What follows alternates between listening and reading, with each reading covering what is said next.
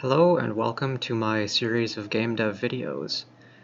I am new to game dev for the most part. I've only been building this game up for on and off for about the last year. I'm not new to programming in general. I've been working full-time as a web developer since about 2007, but I have not done a lot of low-level programming. I have not done a lot of C and C++. So this is still somewhat new for me, and I thought I would kind of bring you along insofar as I'm able to.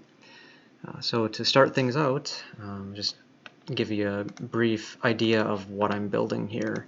Let me kind of build the game here, and we'll show you what's going on. So this compile takes about 8 seconds, which I'd like to have it take less time, of course, wouldn't we all? But it is what it is right now. It used to be like 24 seconds, so I was able to slim that down. You see the game pops up in a little window. I'm trying to do a little bit of a retro style thing here, just because that's mostly what I'm into. And 2 dimensions, of course. I think that's plenty for me to have to kind of wrap my mind around. The essential ideal just for this game is I wanted to keep it as simple as possible. So mainly the goals would be you can chop down trees, which is kind of fun, and that will of course bump up your wood count, which I had bumped this up arbitrarily just in the code so I could test some things out.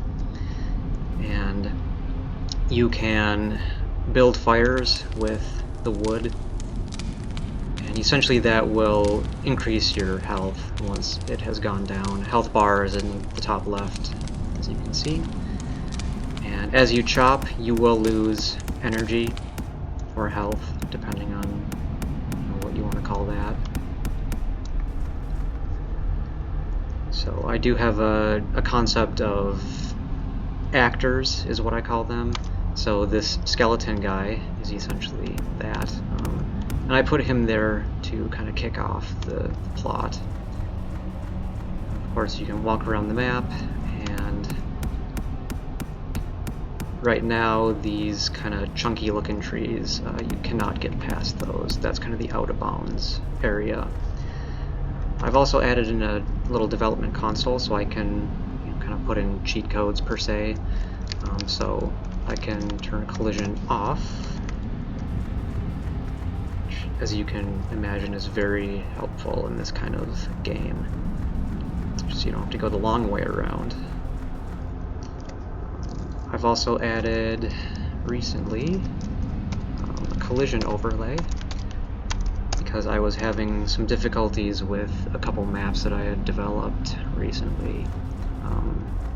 The collision kind of array was not matching up with what you were seeing as far as trees and different layers was concerned. But let me turn those back off.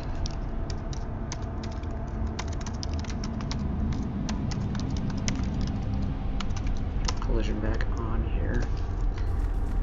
Again, we have a different type of actor. It's a little teleport gnome.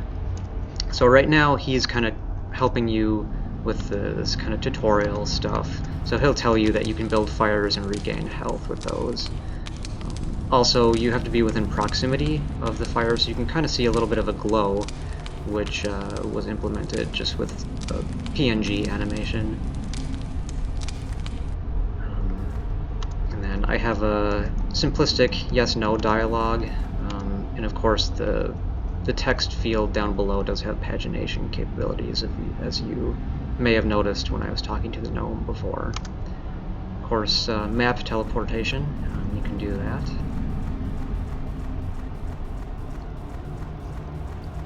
And you can talk to this guy.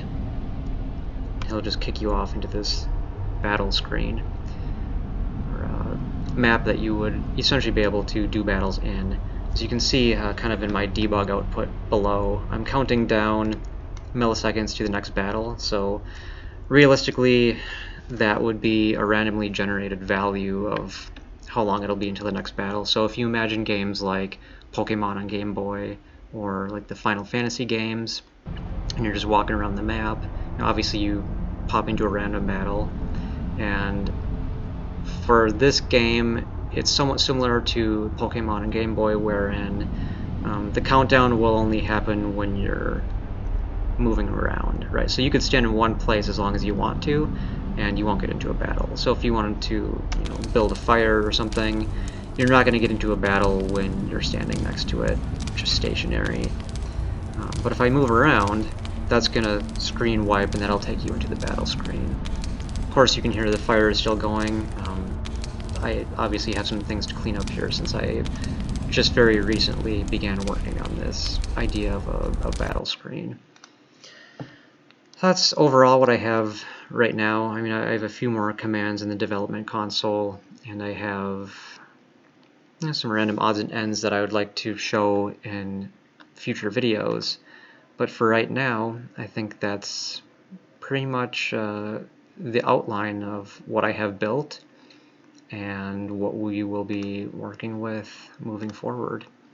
So if you've made it this far, I thank you very much for watching, and hopefully you'll stay tuned until the next video. Thanks.